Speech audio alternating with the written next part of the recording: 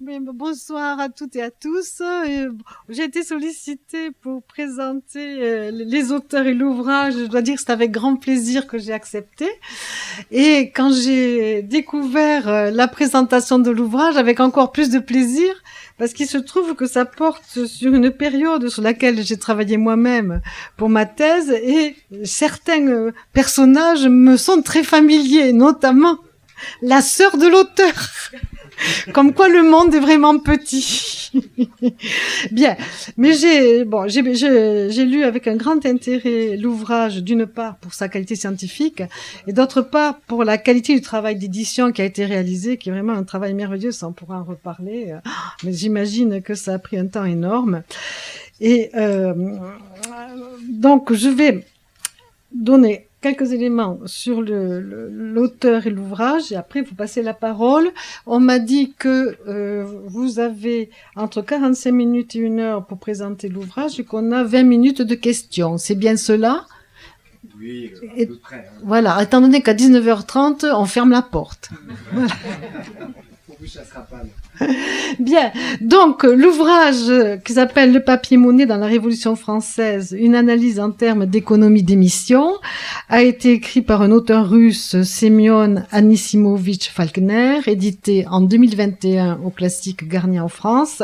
Mais ce livre, de mon point de vue, est un événement en tant que tel, un événement au moins scientifique, dans la mesure où il s'agit de la réédition d'un ouvrage qui est paru en russe, bien sûr, en 1919 en Russie, mais paru dans des conditions difficiles de l'époque, avec beaucoup de coquilles, de choses manquantes, que vous avez restituées, j'imagine, avec beaucoup de difficultés d'ailleurs.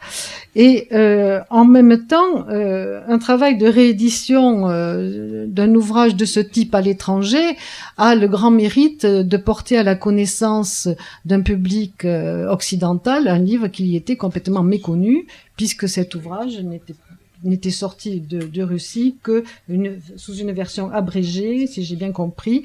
Hein, bon. Donc en fait, c'est un événement aussi en tant que tel, c'est qu'enfin on a un ouvrage complet qui est restitué et disponible à l'étranger. En même temps, une réédition est toujours, je trouve, un événement en tant que tel, parce que beaucoup d'ouvrages se perdent sinon. Et donc là, on en a un qui, avec le bonheur en plus du numérique maintenant, ne se perdra plus.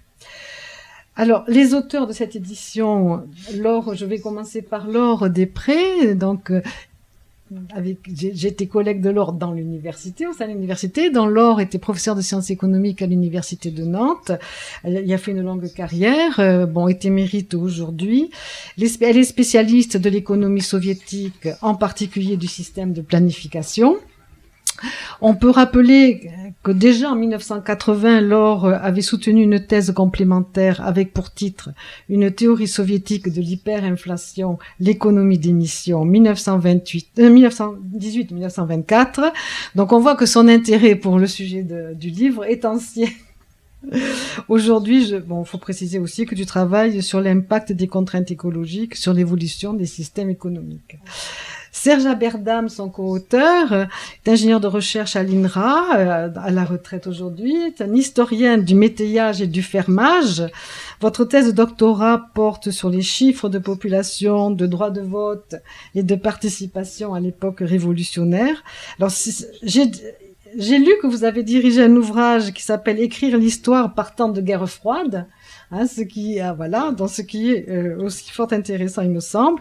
Alors, vous avez travaillé avec Alexis Berelovitch, qui est bien connu de mon milieu de chercheurs sur la Russie, dont Alexis a été maître de conférence de russe à l'université Paris 4 Sorbonne, a travaillé sur l'histoire de la paysannerie soviétique, sur l'histoire de la société russe et post-soviétique, soviétique et post-soviétique.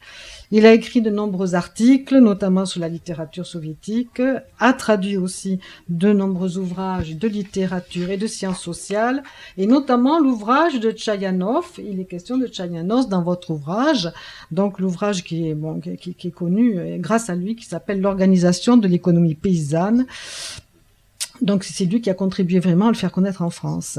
Alors l'objet de l'ouvrage publié en 1919 par Semyon Falkner bon, ouvrage commencé en 1916, si je ne fais pas erreur, hein, donc il faut le préciser. En fait, c'est l'ouvrage d'un jeune économiste, si vous voulez, au moment de la révolution russe de 1917, un jeune économiste qui, en fait, a fait ses années de formation, même s'il a été à l'étranger à un moment donné, dans une période de forte ébullition sociale, de forte ébullition intellectuelle aussi. Et donc, on n'est pas étonné qu'il ait pu être tout à fait intéressé par quelque chose qui peut nous paraître un peu lointain, mais qui pour lui sûrement ne l'était pas, vu ses préoccupations, qui était l'histoire des assignats français et la manière dont cette émission de papier-monnaie a permis de financer la Révolution française. Donc en fait, au moment de la Révolution russe, on comprend qu'il ait pu se passionner pour un tel sujet, puisque la question de la monnaie et du financement de l'État a été une des questions les plus délicates. Donc en fait, du coup, l'objet du livre nourrit une réflexion sur le rôle de l'émission monétaire en situation économique instable et aussi d'équilibre instable. Donc on le voit dans la période dans laquelle il a écrit cela, donc entre la révolution de 17 et la parution en 1919, on est en pleine période de guerre civile, donc en Russie bolchevique à l'époque, et dans la question de l'effort de théorisation d'un financement de l'État par émission de papier-monnaie en période de guerre et d'incertitude politique est une question qui ne pouvait que bien sûr, l'intéresser et sûrement en intéresser d'autres, bien évidemment. Donc, pour terminer, je dirais, parce qu'il faut vous laisser la parole, que cet ouvrage présente à mes yeux plusieurs intérêts que je tiens quand même à souligner parce que je trouve que c'est un livre important. D'abord, un apport scientifique, il n'y a aucun doute là-dessus, bien évidemment. Un apport pour l'histoire de la pensée économique, qu'est-ce que ce soit pour la France, pour la Russie, une histoire aussi des échanges scientifiques entre les deux pays, une histoire intellectuelle à l'échelle de l'Europe, de mon point de vue, à cause de cette circulation des idées qu'il y a pu y avoir et à laquelle il a participé, votre auteur. Histoire de la Révolution française, bien sûr, vue de l'extérieur, ce qui est intéressant. Histoire aussi de la politique économique après la Révolution d'octobre et pendant la période de la guerre civile. Donc, notamment avec une ouverture sur la question des rationnements et des réquisitions que parfois on a du mal à comprendre quand on est chercheur à l'étranger. Voilà. Mais je tiens aussi à dire que pour moi, cet ouvrage est remarquable en raison du travail d'édition et du travail de traduction qui a été fait. Vraiment, j'ai été admirative parce que j'ai été confrontée à des difficultés proches des vôtres pour un autre travail d'édition et j'ai été admirative de la méticulosité avec laquelle vous avez voulu tout restituer. Franchement, pour moi, c'est aussi un apport important du livre. Voilà. Je vous laisse la parole. Merci.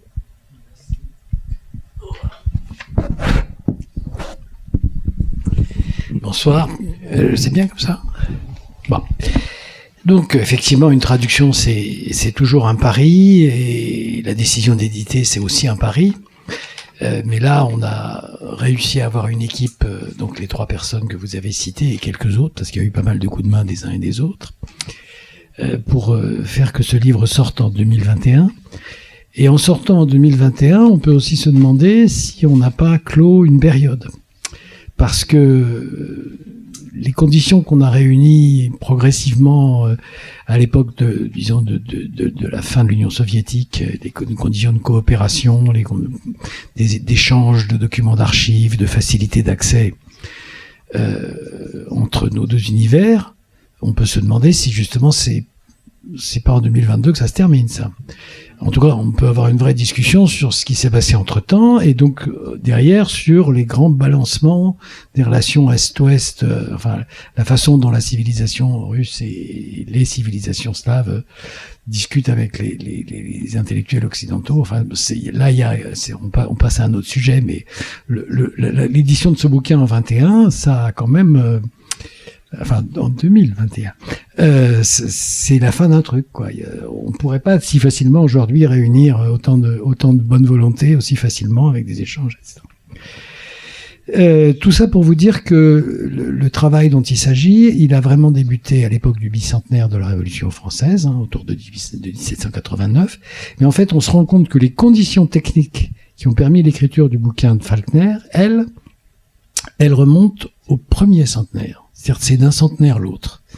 C'est-à-dire que les masses documentaires que traite Falkner en travaillant sur la Révolution française et sur les questions monétaires, il les extrait en quantité considérable des fonds des grandes bibliothèques russes et soviétiques qu'il fréquente à Leningrad, à Moscou et dans quelques autres endroits, peut-être Odessa.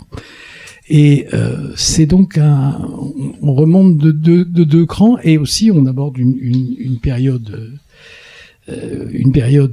très particulière, qui est cette fin du 19e siècle, ce début du 20e siècle, où l'Europe est parcourue de policiers et de réseaux policiers, mais en même temps une Europe où on circule assez facilement, où il n'y a pas vraiment de passeport, où les gens circulent d'un monde à un autre, d'un pays à un autre.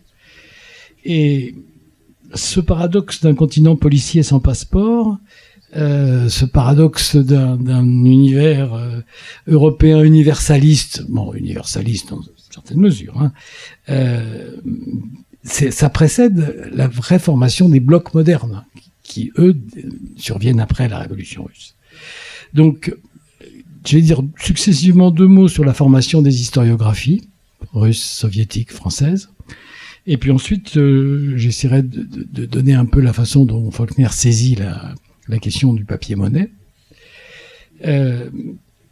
Premier point dans cette formation des historiographies, des 2 historiographies, c'est le fait que le centenaire de la Révolution française, 1889 et autour, une large période, a été une période très très productive, pas seulement parce que c'était le centenaire du régime républicain, parce que c'était la Troisième République à son apogée qui domestiquait un univers que jusque-là il avait été peu parcouru, qui s'intéressait à la Révolution française, mais aussi parce que le monde entier avait un peu les yeux fixés sur ce centenaire, donc il y a eu un écho public international considérable. Mais aussi pour une troisième raison, un peu moins facile plus discrète, qui était le fait que pendant la défense de Paris contre les Versaillais en 1871, il y a eu une quantité d'incendies d'archives énorme. C'est-à-dire, si vous faites la liste des bâtiments parisiens qui ont brûlé corps et biens avec leurs archives, c'est considérable. Et ce n'est pas seulement les intellectuels libéraux républicains qui ont poussé à faire des rééditions, à entreprendre des travaux majeurs sur la Révolution française, c'est toutes les catégories d'érudits. Et donc, il y a eu une quantité de publications et une ampleur des travaux de publication, d'édition considérable. Et ça dure jusqu'à la guerre de 14, qui est quelque part un massacre de soldats, mais quelque part aussi un massacre de jeunes historiens. Mais même les institutions nées de ce contexte très particulier du centenaire vont perdurer. Et donc, c'est dans cette masse de production que le jeune Faulkner puise, et il puise comme un économiste. Il s'occupe pas du tout de remettre en question les documents qu'il a, il les utilise massivement avec une pertinence, un côté systématique qui est impressionnant. Or, tout économiste qu'il est, il vient là en fusion avec un autre courant qui est le courant qui, en Russie, depuis le milieu du 19e siècle, a finalement conquis le droit d'enseigner et d'étudier la Révolution française. Il y a une spécificité russe à partir du milieu du 19e siècle, qui est que une partie des intellectuels et des historiens et des économistes russes réfléchit à l'avenir de la Russie à la lumière de la Révolution française. Et pendant longtemps, ça a été quelque chose d'interdit. Le premier à faire ça est un nommé Guerrier, qui porte un nom français mais qui est tout ce qu'il y a de plus russe. Et l'étude de la Révolution française, considérée comme un objet explosif, est plus ou moins autorisée, en gros, dans la période de relative libéralisation qui accompagne la fin du servage, 1861, et jusqu'à la fin du siècle et les débuts du siècle suivant. Donc il y a là quelque chose qui est important, et en s'intéressant à la Révolution française, notre jeune économiste rejoint une phalange, vraiment un nombre important de gens. Ils sont tous, et ça c'est vraiment important, ils sont tous bilingues, trilingues, quadrilingues. C'est le côté sensationnel de cette période, le nombre de gens qui parlent les autres langues européennes, et donc la facilité d'un certain nombre d'échanges, qui est quelque chose qui est infiniment moins fort à notre époque. Pendant la Révolution russe, on va avoir le prolongement de tous ces courants antérieurs, mais on va aussi avoir un troisième phénomène, qui est le jeu avec les analogies.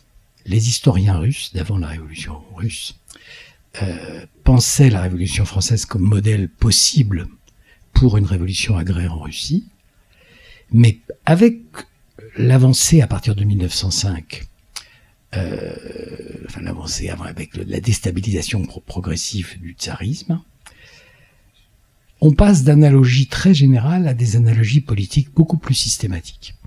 Et tout le monde va faire ça, y compris les Français, y compris les historiens français les plus reconnus, vont jouer jusqu'à l'extrême limite, y compris à donner des conseils aux révolutionnaires russes dans les premières années de la Révolution. Mathiez a fait ça de façon surabondante, en faisant des analogies constantes. Et cette mécanique des analogies accompagne toute l'étude de la Révolution française en Russie, de la fin du 19e jusqu'à l'apogée de la Révolution russe, et ensuite.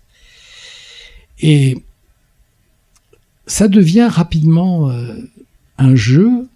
Au début, ce sont des méthodes pédagogiques, on compare, mais en même temps, c'est une méthode populaire, donc ça se développe. Et au fur et à mesure du développement de ce jeu sur les analogies, ça devient de plus en plus dangereux. Je vous ai mis là le livre de Tamara Kondratieva, qui est une Russe qui a été traduit et publié en français en 1989, qui prend comme exemple d'analogie l'analogie avec le thermidor français. Cette analogie a été largement pratiquée par les révolutionnaires russes et elle s'est rapidement avérée un piège terrible, un piège mortel. Beaucoup des participants ont fini avec une balle dans la nuque.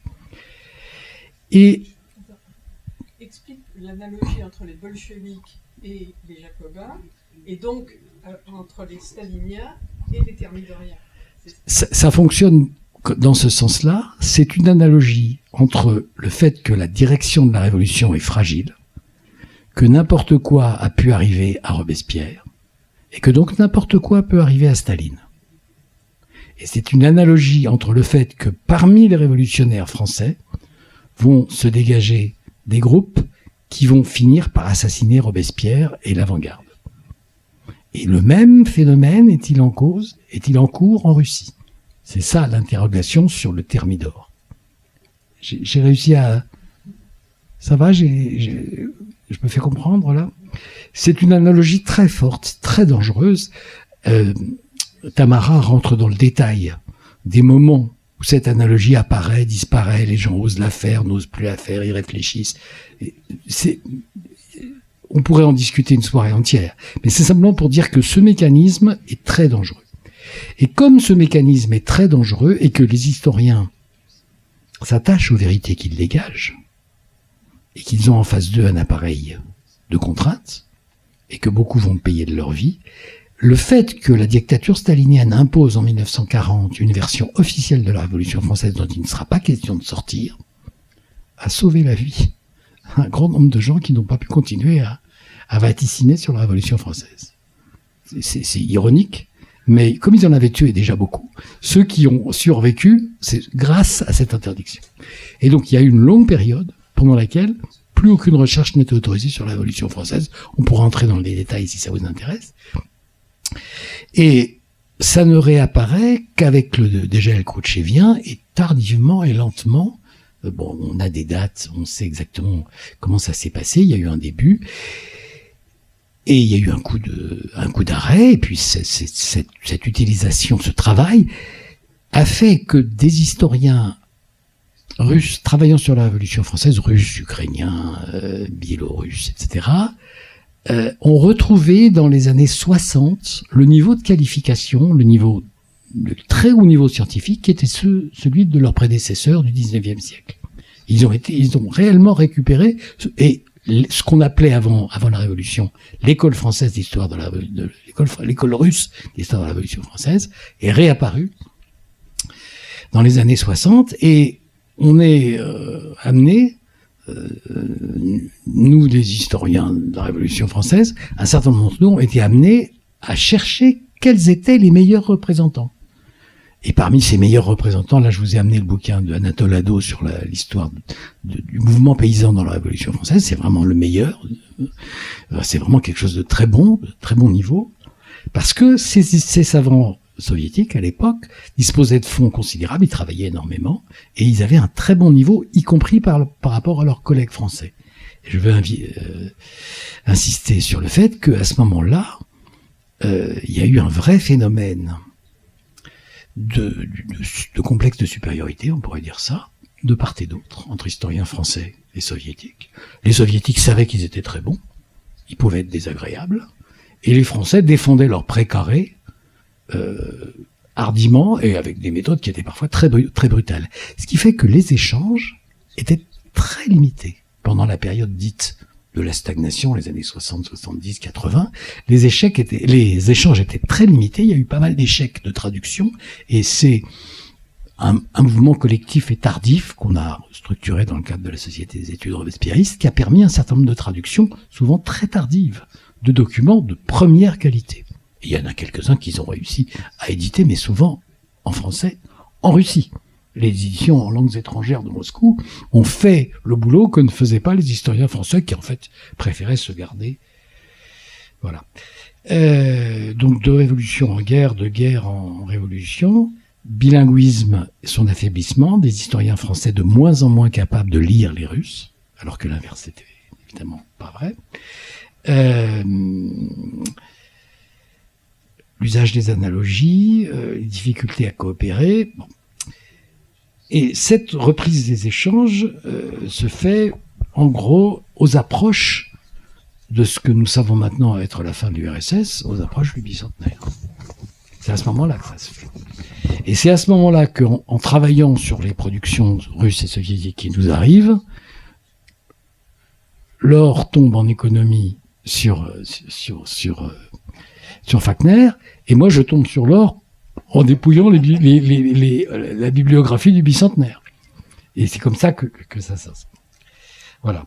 Et donc ça aboutira à la publication, mais c'est une autre histoire.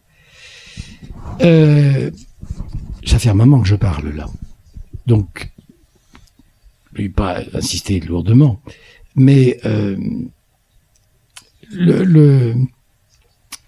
Faulkner, ce qui est remarquable dans sa façon de faire, sans qu'il ait nécessairement comploté tout ça, mais c'est en tant qu'économiste, il chevauche littéralement deux révolutions. Il travaille comme un malade dans les bibliothèques de Moscou et de Leningrad, et en même temps, il vit la révolution au quotidien. Il va devenir un des spécialistes des problèmes économiques qui entreront en activité au moment de la NEP. Donc, il est constamment avec la double référence aux deux révolutions, et même quand il parle de l'une, on voit bien qu'il pense à l'autre, etc.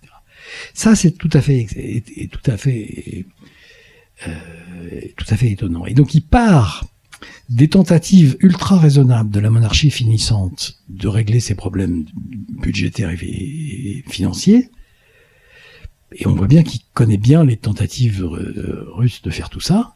Et il commence à dérouler un récit dans lequel il y a des causalités, des successions de choses qui se déterminent les unes les autres.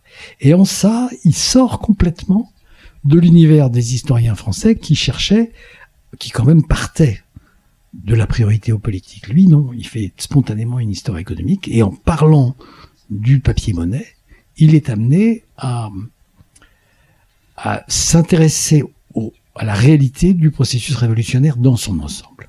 Voilà. Et il s'intéresse aux origines du papier-monnaie dans la Révolution française à partir de la nationalisation des biens du clergé, de leur transformation en garantie monétaire, avec le besoin de financement de l'État. Il dégage la façon dont, dans la Révolution française, l'émission monétaire de monnaie de papier entre en relation avec le début de restructuration du marché intérieur, lorsque la baisse des prélèvements seigneuriaux, des prélèvements ecclésiastiques et de l'impôt, puisqu'on ne paye plus de fait l'impôt, tout ça provoque une activité à la base et une relance de l'économie intérieure, une relance du marché intérieur, une rapide hausse des prix, une circulation différente de la circulation monétaire et économique qui existait sous l'Ancien Régime, et donc un début d'inflation. Et à partir de là, le manque de monnaie, y compris alors que l'assignat est encore une monnaie de coupure de très grosses dénominations, de très grosses valeurs, le besoin de monnaie est tel dans le pays que les autorités locales commencent à émettre de la monnaie de façon sauvage.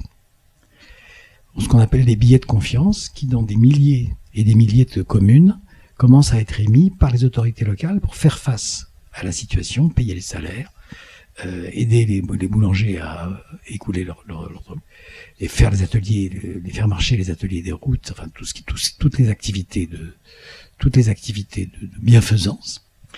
Et cette émission précède l'émission monétaire d'État des assignats qui lentement commencent à faire des billets de plus petite dénomination pour finalement remplacer les fameux billets de confiance qui continueront à circuler pendant assez longtemps, jusqu'au moins 95-97. Et cette inflation mesurée, limitée, fait partie du cadre dans lequel se produit l'histoire politique de la Révolution française.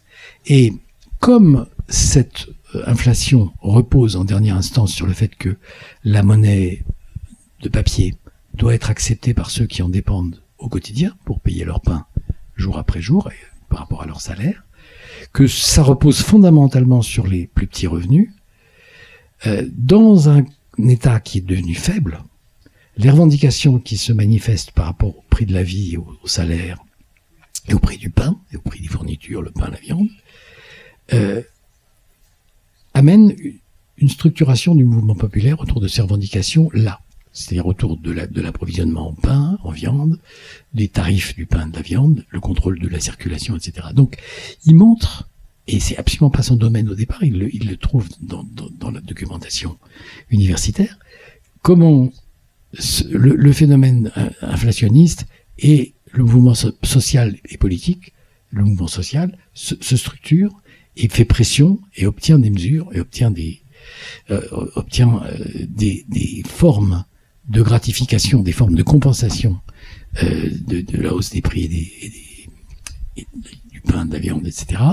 Et va jusqu'à une intervention sous forme de rationnement pour assurer une certaine égalité de la distribution, rationnement aussi pour limiter le marché noir, et y compris jusqu'à des interventions sur la sphère de la production. Et donc, il est capable de monter ça, je résume, il est capable de faire cette démonstration presque en faisant abstraction des grands auteurs qu'il a pourtant lus et qui ont travaillé avant lui, mais il a une clarté de son schéma de développement qui explique pourquoi dans la Révolution française, un élément nouveau, c'est-à-dire une organisation spécifique, autonome, où les masses populaires, puisque c'est le mot, interviennent dans la sphère économique et donc dans la sphère politique et se structurent et donnent une orientation tout à fait particulière à des autorités politiques qui, sans ça, auraient été beaucoup moins ambitieuses, ne se seraient pas posé de tels problèmes, puisque tout ça a été parfaitement contradictoire avec tout ce que la culture savante, la culture économique savante de l'époque pouvait considérer comme normal. L'idée qu'on puisse rationner le pain, avoir des cartes d'alimentation, l'idée qu'on puisse contrôler les marchés des denrées alimentaires, c'était complètement étranger. Taxer les prix. Et donc taxer les prix. Et tout ça était étranger à leur mentalité, à leur conception et à ce qui leur paraissait raisonnable. Ils le font sous la pression. Et Faulkner est un peu un des premiers à illustrer cet aspect-là. Si je résume, parce que je crois que j'ai trop parlé, ce que Faulkner arrive à comprendre et à expliquer, c'est que cette transformation du cadre économique et social de la Révolution française, les participants ne peuvent en sortir que par un coup de force. C'est-à-dire que le coup de force de Thermidor, le renversement de la dictature jacobine, ne peut pas se terminer par un compromis. Parce que les intérêts en jeu sont trop contradictoires. Et il se fait dans une absolue... les gens ne savent pas ce qu'ils font, mais ils le font quand même. Et cette rupture-là passe d'abord par la fin du système de l'économie dirigée, par la fin du système des prix taxés, par la fin du contrôle d'échange entre la monnaie de papier et la monnaie de métal, et donc et c'est là qu'arrive le phénomène majeur, qui est l'hyperinflation. C'est-à-dire que les thermidoriens, en prenant le pouvoir, ouvrent la voie à une situation où l'émission monétaire, qui était jusque-là relativement modérée, qui était une émission inflationniste, va passer à l'hyperinflation, parce qu'il faut continuer à payer les fournisseurs, parce que on continue à accepter l'assignat pour payer l'impôt, et parce que il s'agit le financement de la guerre qui s'est généralisée, le financement du fonctionnement de l'appareil d'État exige qu'on continue à émettre. Mais comme il n'y a plus les éléments de contrôle, il n'y a plus d'éléments de rationnement, il n'y a plus d'éléments de blocage des prix, la machine s'emballe et les comptes se règlent à fond.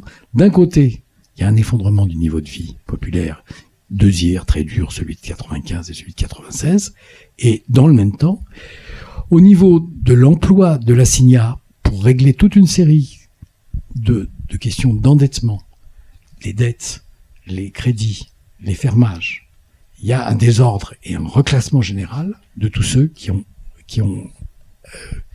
accès à l'économie monétarisée, avec l'histoire de l'assignat qui s'effondre et qui disparaît. Peut-être je m'arrête là. Ça va? Bon, moi, je vais commencer par expliquer un petit peu l'analogie entre la situation russe dans laquelle vit Falkner et la situation monétaire et financière essentiellement de la Révolution française. Parce que dès 1914, dans toute l'Europe, les États belligérants ont financé l'effort de guerre par l'émission monétaire. Ils ont suspendu le taux de change fixe entre les billets et l'or. Ils ont donc supprimé les talons or et ils ont décidé d'émettre des billets à cours forcé que les gens étaient obligés d'accepter et c'était et pour payer les fournisseurs, etc. Et c'est comme ça que tous les pays belligérants pratiquement, et en particulier la Russie, qui avait pourtant un système monétaire extrêmement sain, puisqu'ils avaient une couverture or de 100% de leurs billets, ce qui est quand même assez exceptionnel, meilleur que la Banque d'Angleterre. Donc c'est donc une situation qui est analogue à celle de la Révolution française. Ça frappe Falkner évidemment. Il voit sous ses yeux, et quand il commence à travailler sur l'assignat, c'est parce que il a constaté que depuis 1914, le gouvernement tsariste finance l'effort de guerre par l'émission de papier-monnaie non convertible en or. Et donc, et c'est pas seulement le cas de la Russie, encore une fois, c'est beaucoup des pays européens ont fait la même chose.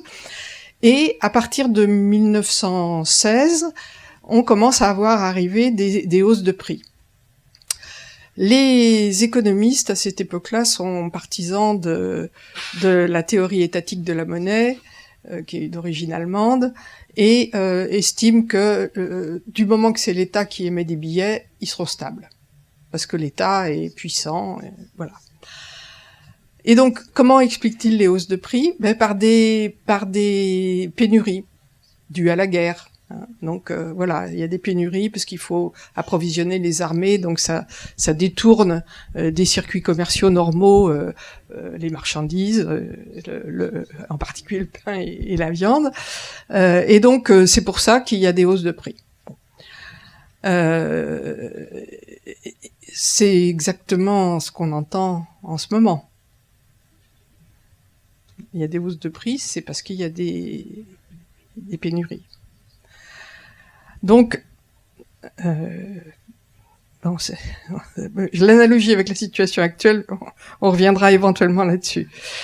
Mais en tous les cas, ce n'est qu'en 1917, au moment où la situation devient complètement insurrectionnelle en Russie, avec la succession des révolutions février, et puis après la révolution bolchevique en octobre, Là, le financement monétaire des dépenses gouvernementales devient extrêmement inflationniste. On peut plus dire que c'est dû aux pénuries. Tout le monde commence à comprendre que c'est dû à l'émission monétaire. Et c'est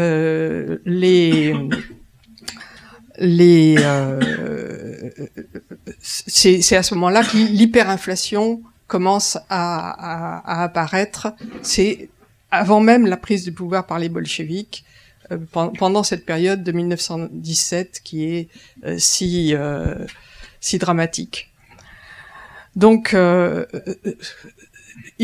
voilà la raison pour laquelle, je pense, Falkner s'intéresse à la situation du papier-monnaie de la Révolution française. Il cherche à comprendre ce qui se passe aussi en même temps en Russie. Et donc, après 1917-18, après 1918, après la prise de pouvoir par les bolcheviks, il se rend compte évidemment que la situation hyperinflationniste, c'est le fait de toute l'Europe centrale. On l'a en Allemagne, on l'a en Hongrie, on l'a en Roumanie, on l'a tous les pays vaincus à l'issue de la guerre de la Première Guerre mondiale sont dans une situation hyperinflationniste. Donc effectivement, le seul cas historique précédent qui peut se mettre sous la dent pour essayer de comprendre ce qui se passe, c'est la Révolution française. Donc c'est dans ce contexte-là qu'il commence à travailler. Alors, le discours général sur l'hyperinflation à son époque, comme maintenant, c'est que c'est une situation chaotique, c'est que c'est une catastrophe, c'est que ça peut pas durer, qu'il va y avoir un krach, il faut arrêter tout de suite, quoi. Et l'originalité de Falkner, c'est qu'il dit pas du tout. L'émission monétaire, l'émission de papier-monnaie, ce n'est qu'un cas particulier d'un système de financement généralisé qui est la manipulation monétaire et qu'on observe depuis l'Antiquité et le Moyen Âge. Les émetteurs de monnaie, les rois, mais il pouvait y avoir aussi des émetteurs de monnaie moins titrés, ont pris l'habitude dès le Moyen Âge, mais même dans l'Antiquité, de manipuler le taux d'or dans les pièces de monnaie. Donc le contenu en or ou en argent faiblit, mais et ça permet évidemment de renflouer les caisses de l'État. Donc il dit c'est pas autre chose, c'est le même phénomène en fait. Hein. C'est de la création monétaire effectivement, c'est du financement monétaire du déficit de la puissance publique, mais c'est pas une aberration isolée, c'est un phénomène. En fait, les situations de désordre monétaire dans l'histoire, c'est la règle.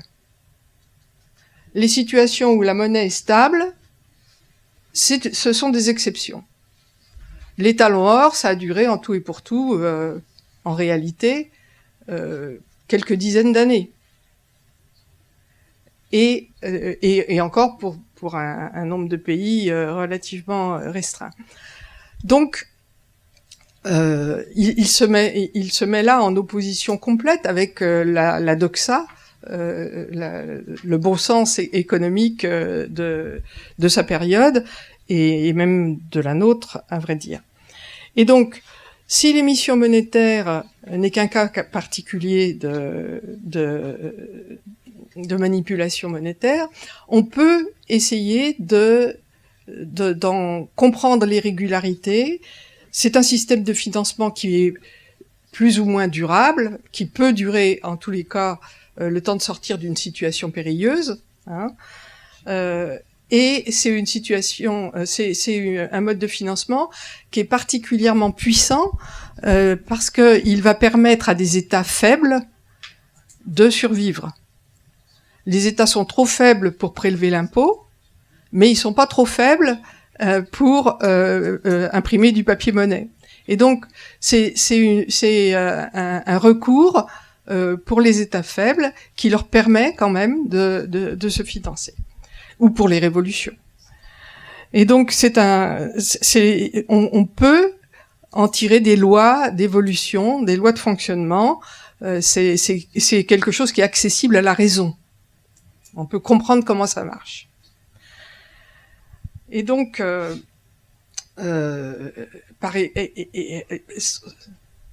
oui, pardon, merci. Son objectif aussi, c'est d'expliquer que le crack n'est pas il est possible qu'il n'y ait pas de crack à la fin que ça se termine pas par un crack. Et il prend comme exemple la Révolution française, où pourtant l'assignat s'est terminé par un crack. Mais il explique que si ça s'est terminé par un crack, c'est parce que les thermidoriens, précisément, ont abandonné leur monnaie. Ils ont cessé de la soutenir, ils ont cessé d'imposer un taux de change fixe entre l'assignat et l'or, et les pièces d'or, ce qui était le cas pendant toute la période de la Terreur. Ils ont supprimé les prix taxés, ils ont supprimé le rationnement pour le remplacer par des aides aux pauvres, simplement, alors que le rationnement révolutionnaire était un rationnement universel et égalitaire. Tout le monde avait droit exactement à la même ration, dans tout le pays. Enfin, dans tout le pays, dans les villes, pardon. Et donc, du coup, c'est le fait que les thermidoriens aient cessé de soutenir leur propre monnaie qui a conduit au crack. Mais s'ils avaient tenu bon,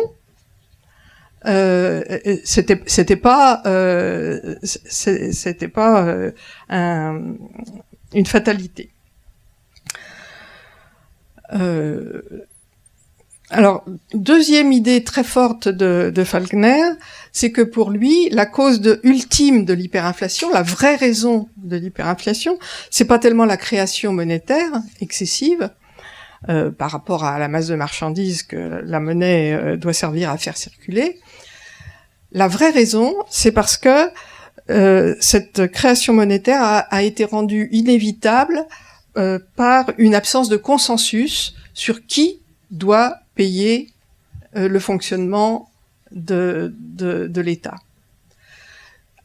À la veille de la Révolution française, pendant tout le XVIIIe siècle, on a eu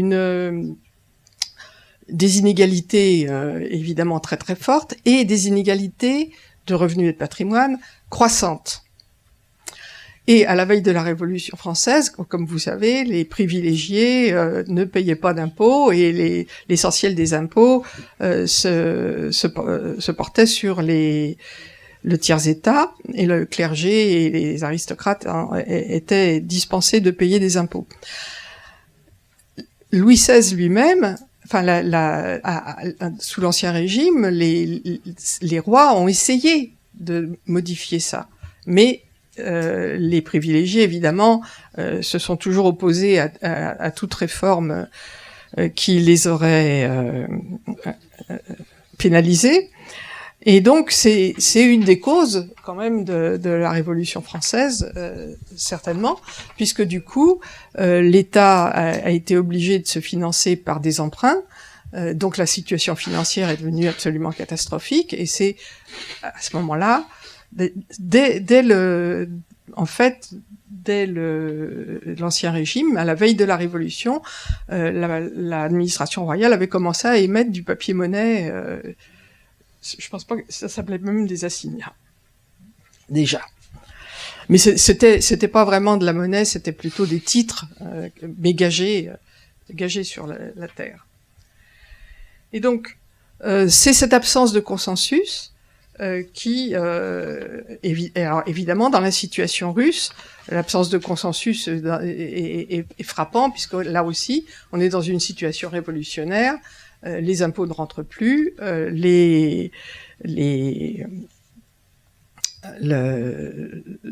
l'ancien régime tsariste est également très impuissant de ce point de vue-là, et donc la révolution s'enclenche sur une situation déjà assez dégradée, en particulier particulièrement dégradée à cause de la Première Guerre mondiale, qui est évidemment dure et contre laquelle la population russe dans son ensemble, surtout les paysans, se révolte.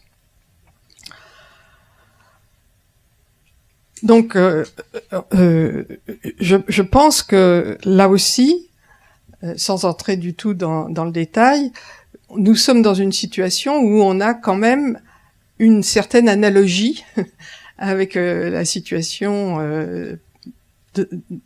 pré-révolutionnaire de la France au XVIIIe siècle. On a eu une longue période de croissance des inégalités, une fuite devant l'impôt des classes les plus aisées, de la classe moyenne supérieure, et puis des super riches qui refusent de payer des impôts. C'est la contre-révolution néoclassique avec Thatcher et Reagan qui commence à diminuer fortement les impôts que paye la partie la plus riche de la population, et ça continue depuis donc le début des années 80. Ça fait 40 ans que les États, en tous les cas les États qui se sont ralliés au néolibéralisme, mènent ce type de politique. En France, par exemple, on sait que le volume de l'endettement de l'État à l'heure actuelle correspond à peu près, c'est le même ordre de grandeur, que la somme des exemptions d'impôts qui ont été accordées depuis les années 80.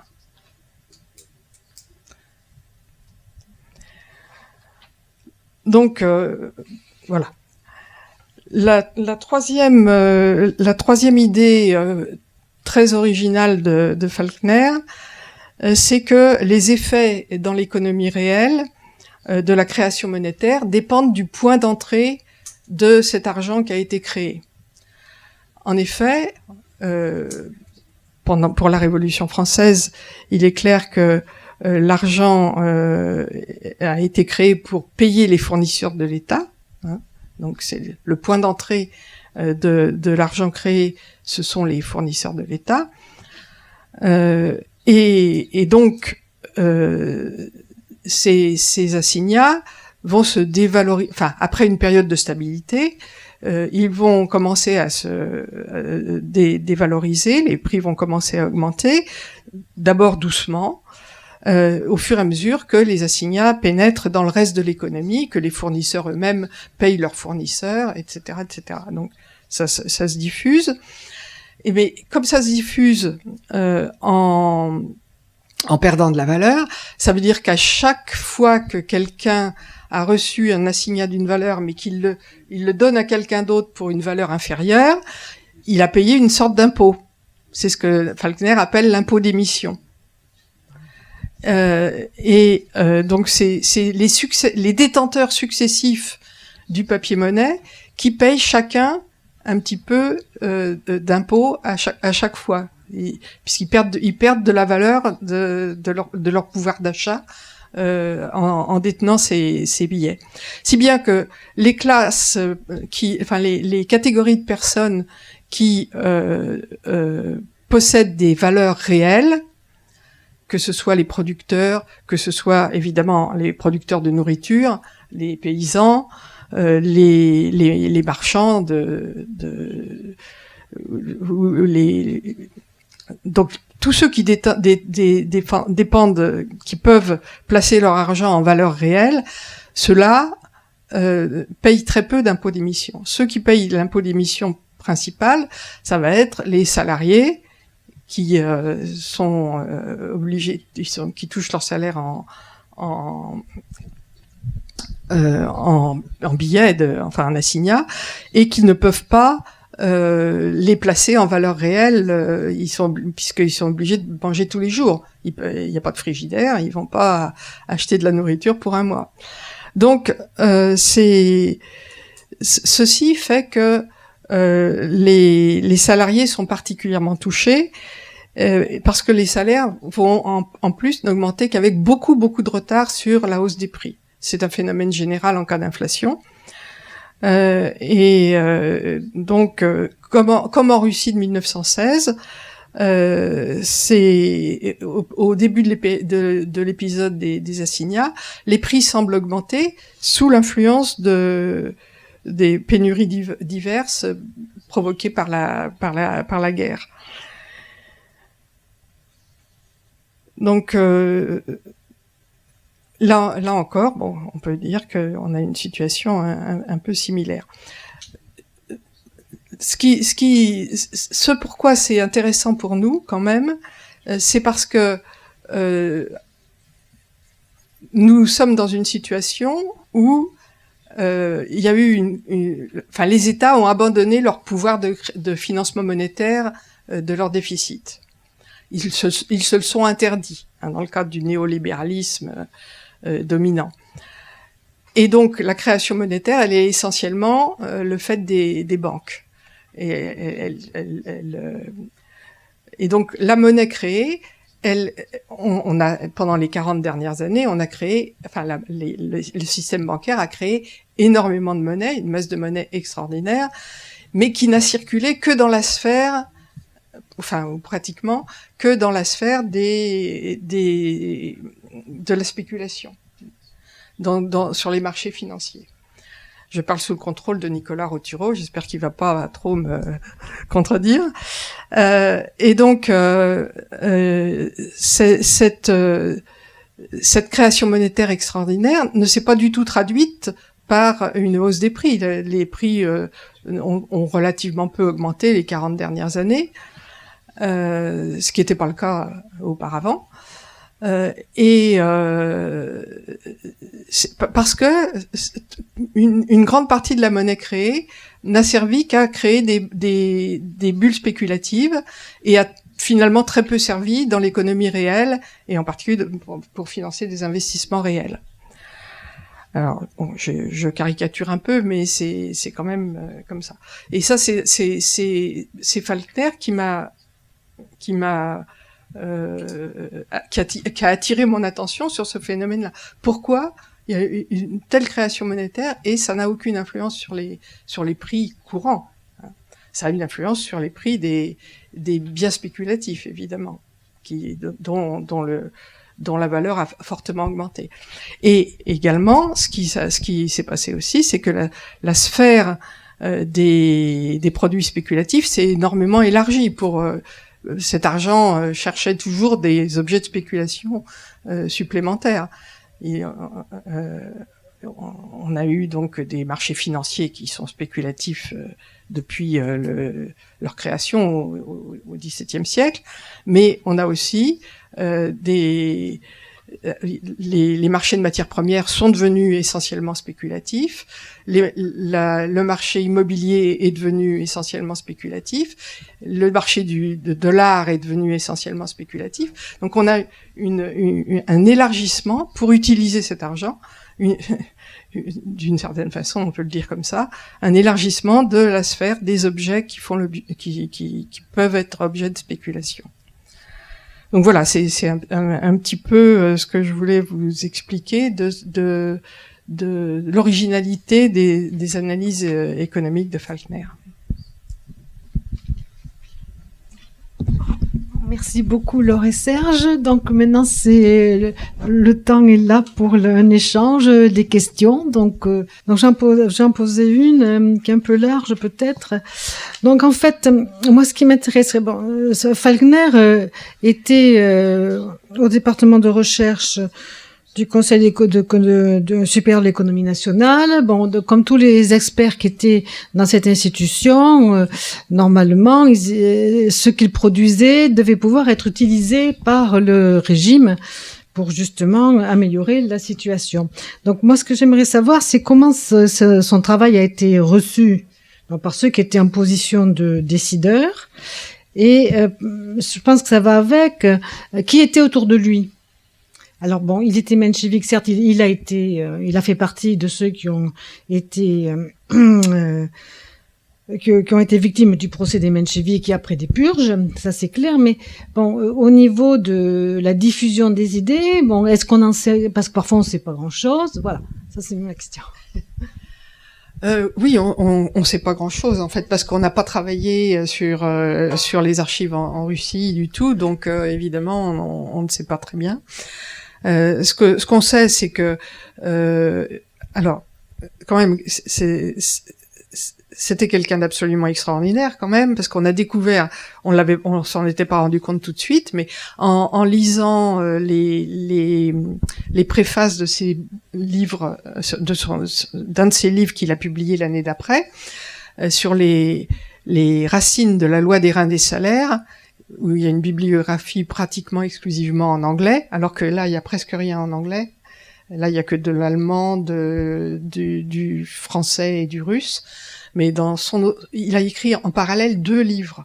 Il a écrit ce livre sur les assignats entre 1916 et 1919, et l'autre livre sur les racines de la loi des reins des salaires, donc où c'est des auteurs anglais du XVIIe et du XVIIIe siècle, donc pas spécialement facile à lire quand même, et qui est paru en 1920.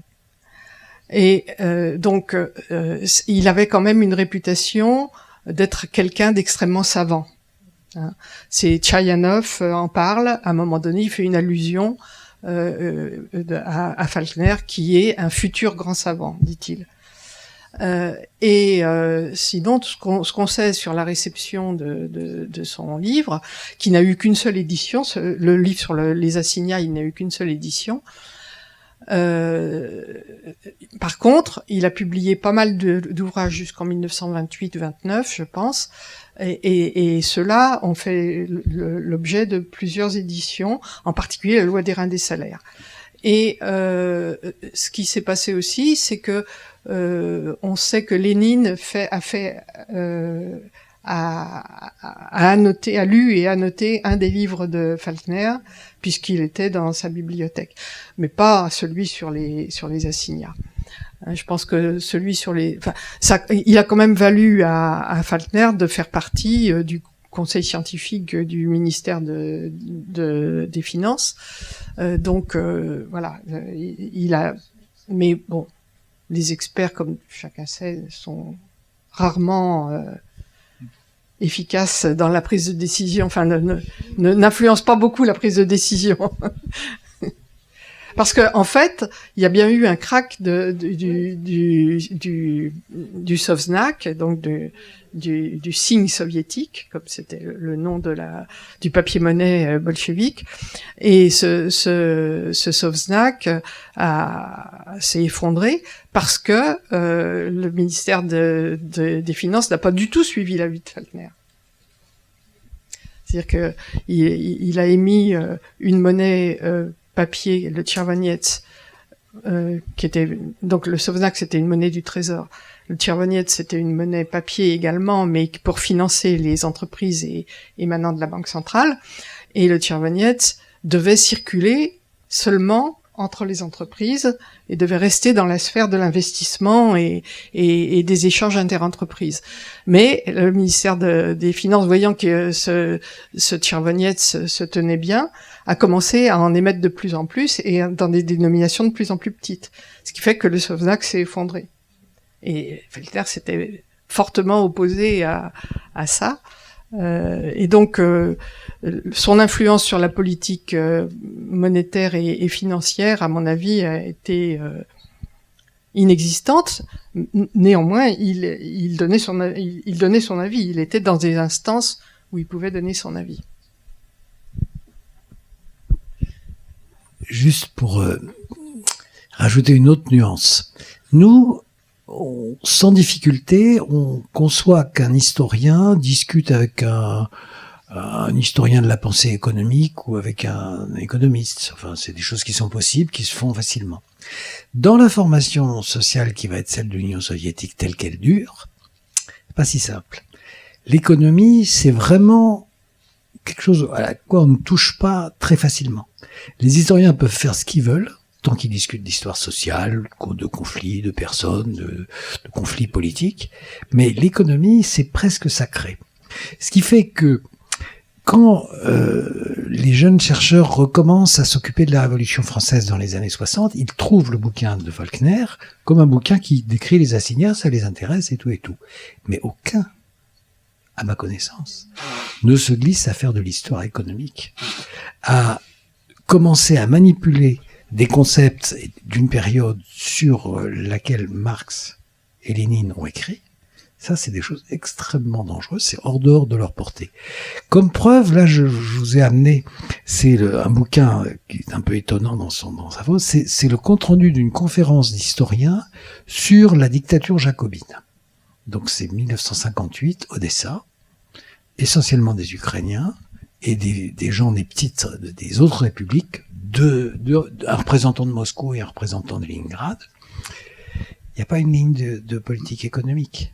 Et je pense qu'il n'y a pas Faulkner. C'est un autre monde. C'est-à-dire que ils se croisent dans les couloirs, éventuellement à l'académie, mais ils n'empiètent pas du tout. Et cette histoire faire de l'histoire de la Révolution française sur un plan économique, il faut le faire dans un cadre micro-monographie. Vous voyez, vous avez les archives d'un moulin, vous avez les archives d'un armateur, mais la théorie économique, jamais. Et donc, c'est un peu pour répondre quand même à votre question, c'est-à-dire la division des disciplines, c'est quelque chose qui a une durée de vie très forte, surtout dans un système comme l'Union soviétique. Bien. On vous remercie beaucoup, Laure et Serge. On remercie aussi le public. Et on vous souhaite une belle soirée ensoleillée.